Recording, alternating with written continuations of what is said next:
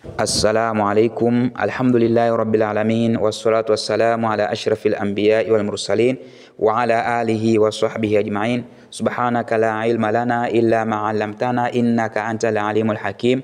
Rabbi shrah li sadri wa yassir li amri wa hlul 'uqdatam min lisani yafqahu qawli. Naam, leo tunaanza rasmi kwa uwezo wa Mwenyezi Mungu, tunaanza rasmi somo letu la lugha ya Kiarabu.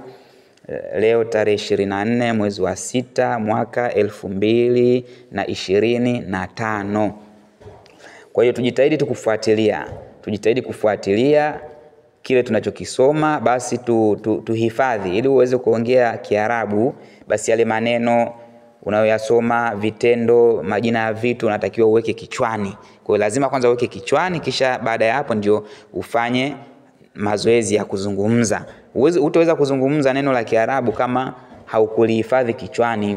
Kwa hiyo tujitahidi tuonyeshe juhudi, na endeleeni kuwa karibu kwenye kurasa zangu za mitandao ya kijamii. Nitakuwa ninaweka hizi darasa kila ninapopata nafasi, nitakuwa naweka. Na leo ndo tunaanza somo letu la kwanza. Kitabu chetu ni kizuri mno, tukifuatilia, tukionyesha juhudi, basi tutafika mbali kwa uwezo wa Mwenyezi Mungu. Somo letu la kwanza tunaanza ad-darsul awwal, somo la kwanza. Ad-darsul awwal, somo la kwanza. At-tahiyatu wat-ta'arufu. At-tahiyatu wat-ta'arufu. Somo letu la kwanza, mada yake au maudhui yake inasema at-tahiyatu, maamkizi. At-tahiyatu manake maamkizi au salamu ya kujuliana hali, wat-ta'arufu na kufahamiana. At-tahiyatu maamkizi, wat-ta'arufu na kufahamiana. Kwa hiyo somo letu la kwanza mada yake ndio inahusu au inazungumzia maamkizi na kufahamiana. Al-hiwarul awwal, mazungumzo ya kwanza. Al-hiwarul awwal, mazungumzo ya kwanza. Neno al-hiwaru lina maana ya mazungumzo. Kwa hiyo kwenye kitabu chetu hiki ambacho tumekianza leo, kuna mazungumzo mengi, watu wanazungumza fulani na fulani, wanaulizana maswali nini. Kwa lakini leo tunaanza mazungumzo ya kwanza. Kwa maana kwamba kuna mazungumzo ya pili, ya tatu, tutaona katika masomo yanayofuata. Umar na Aliyun. Mazungumzo ya leo yanawahusu watu wawili, Umar na Aliyun. Huyu Aliyun au Ali, Omari na Ali. Umar na Aliyun ndio mazungumzo yetu ya kwanza, yanawahusu watu hawa. Al-hiwarul awwal, mazungumzo ya kwanza. Umar anamsalimia Aliyun, anasema assalamu alaikum wa rahmatullahi wa barakatuh. Aliyun anajibu, anaitikia salamu, wa alaikumussalam wa rahmatullahi wa barakatuh. Umar anamuuliza Ali, Umar anauliza kaifa haluka, vipi hali yako? Kaifa haluka, vipi hali yako? Neno kaifa lina maana ya vipi, halu ina maana ya hali, na hii herufi ka ina maana yako. Ikiwa unamuuliza mwanaume utaweka fatha, utasema haluka. Ikiwa unayemuuliza ni mwanamke, yani wewe unamuuliza mwanamke, basi utasema haluki. Haijalishi mwanamke anamuuliza mwanamke mwenzake, haijalishi mwanaume anamuuliza mwanamke, lazima uweke kafu, uweke kasra. Utasema kaifa haluki. Lakini kama unayemuuliza ni mwanaume, utamuuliza kaifa haluka, vipi hali yako? Vipi hali yako? Sawa Aliyun anajibu alhamdulillah ana bi khairi. Alhamdulillah ana bi khairi, namshukuru Mwenyezi Mungu mimi ni mzima.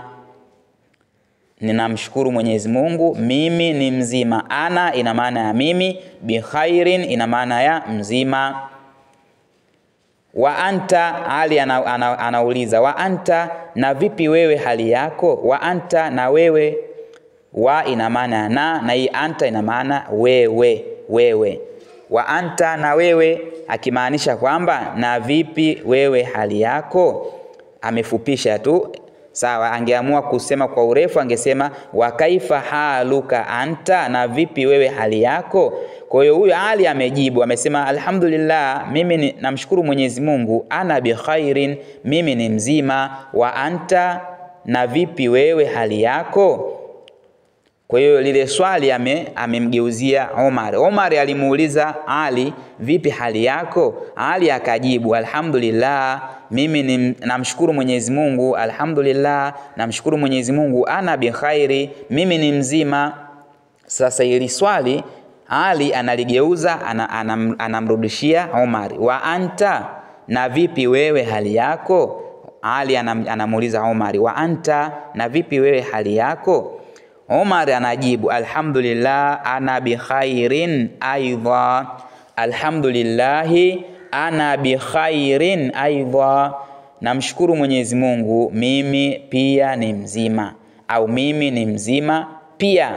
Ana bi khairin aidha, mimi ni mzima pia. Aidha ina maana ya pia, ili neno aidha ina maana ya pia. Alhamdulillah, namshukuru Mwenyezi Mungu, au sifa njema zote anastahiki Mwenyezi Mungu. Ana bi khairin aidha, mimi ni mzima pia. Ali anaongea, ismi Aliyun, jina langu ni Aliyun.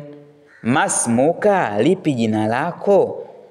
Ali anajitambulisha kwa nani? Kwa Omar. Ali anasema ismi Aliyun, jina langu mimi ni Ali. Ismi Aliyun, jina langu ni Ali, au jina langu ni Aliyun. Masmuka, lipi jina lako. Sasa na Ali alivyojitambulisha kwamba yeye jina lake ni Aliyun, sasa anataka kufahamu yule anayezungumza naye anaitwa nani, jina lake ni lipi.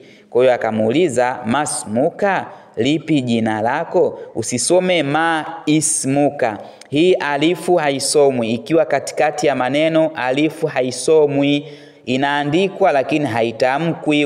Ukisoma unairuka, unatakiwa useme masmuka, usiseme ma ismuka. Ukisema ma ismuka ni kosa, unakuwa umekosea. Sawa, ukimuuliza mtu lipi jina lako, usimuulize ma ismuka, muulize masmuka. Hii alifu ikiwa katikati ya maneno haisomwi. Hapa ipo katikati, huku kuna ma na huku kuna sini, lakini ungeanzia kwenye alifu ndo ungesema ismuka. Sawa, ungeitia kasra hii alifu, lakini kwa sababu ipo katikati unairuka, unasema masmuka, lipi jina lako. Omar anajibu ismi Omar, jina langu ni Omar. Ismi Omar, jina langu ni Omar. So umeona hii alifu hapa tumeitamka kwa sababu ipo mwanzo wa maneno, lakini ingekuwa ipo katikati, huku kungekuwa na kuna herufi nyingine, tungeiruka hii alifu, tusingeisoma. Ismi Omar, jina langu ni Omar.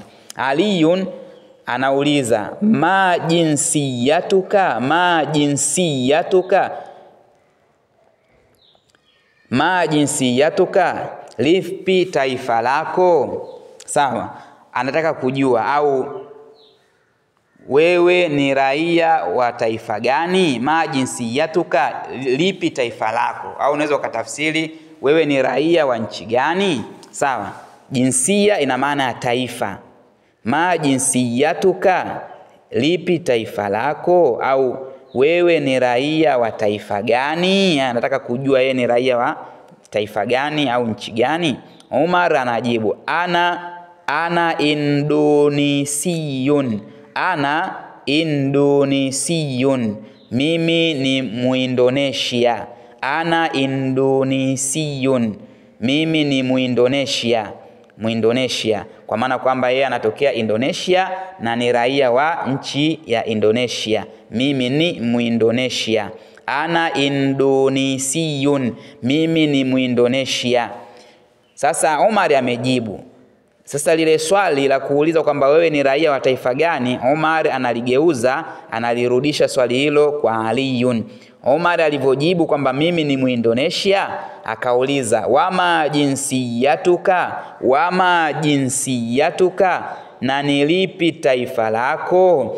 au na wewe ni raia wa taifa gani? Wama jinsiyatuka, na nilipi taifa lako? Wama jinsiyatuka, na nilipi taifa lako? Au na wewe ni raia wa taifa gani? Aliyun, Ali anajibu, ana misriyun, ana misriyun, mimi ni Misri. Ana misriyun, mimi ni Misri. Sawa, kwa maana kwamba yeye ni raia wa Misri. Ana misriyun. Sawa. Sasa hapa nimeweka kwenye mabano. Kwa mfano wewe ni Mtanzania, ukitaka kusema mimi ni Mtanzania, ukiwa ni mwanaume utasema ana Tanzaniyun. Ana Tanzaniyun, mimi ni Mtanzania. Na ukiwa ni mwanamke utasema ana Tanzania. Sawa, mwishoni kuna te au kuna herufi ta imekunjwa, hii haisomwi. Ikiwa mwisho wa maneno haisomwi, unaishia herufi hii ya nyuma yake. Ana Tanzania, mimi ni Mtanzania. Ukiwa ni mwanamke utajibu hivi. Ukiulizwa ma jinsiyatuki, ma jinsiyatuki, lipi taifa lako? Sawa, lipi taifa lako? Unasema ana Tanzania, mimi ni Mtanzania. Sawa, kama ni mwanaume ukiulizwa ma jinsiyatuka, lipi taifa lako? Utajibu ana Tanzaniyun, mimi ni Mtanzania. Ukiwa ni mwanaume utajibu hivi. Umar anasema tasharraftu biliqaika, tasharraftu biliqaika. Sawa, nimeheshimishwa kukutana na wewe, au nina furaha kukutana na wewe. Tasharraftu biliqaika, nina furaha kukutana na wewe, au nimeheshimishwa kukutana na wewe. Aliyun, Ali anasema wa ana aidha, na mimi pia. Wa ana aidha, na mimi pia, yani na mimi pia nimefurahi kukutana na wewe. Sawa, amefupisha tu. Angeamua angesema wa ana aidhan tasharraftu biliqaika, na mimi pia nimefurahi kukutana na wewe, au na mimi pia nimeheshimishwa kukutana na wewe. Amefupisha, amesema wa ana aidha, na mimi pia. Sawa. Umar anasema ila liqa, anasema mpaka tutakapoonana. Ila liqa, mpaka tutakapoonana. Au ila liqa unaweza ukaitafsiri kwamba kwa heri. Neno hili ni mtu pindi anapokuaga, anataka kuondoka, anakuambia ila liqa. Ila liqa anamaanisha kwa heri, mpaka tutakapoonana. Ila liqa, kwa heri. Aliyun anasema ma'as salama. Maa, hii ni aini, hii ni aini. Ma'as salama. Sawa, hivi. Hii ni aini, usije ukajua labda ni ha, ni aini. Ma'as salama, uwe na amani. Kwa hiyo Waarabu, kawaida ya Waarabu mtu anapoaga anasema ila liqa, maana yake mpaka tutakapoonana au kwa heri. Kwa hiyo yule anayeagwa atasema ma'as salama, maana yake uwe na amani huko unapoenda, Mwenyezi Mungu akulinde. Ni dua hilo, ma'as salama, maana yake Mwenyezi Mungu akulinde, uwe na amani huko unapoenda, ufike salama. Kwa mtu akikuaga akikwambia ila liqa, akikwambia ila liqa, kwa heri mpaka tutakapoonana, we mjibu ma'as salama, maana yake uwe na amani, Mwenyezi Mungu akulinde. Kwa darasa letu la leo linaishia hapa. Subhanakallahumma bihamdika nashhadu an la ilaha illa anta nastaghfiruka wa natubu ilaika.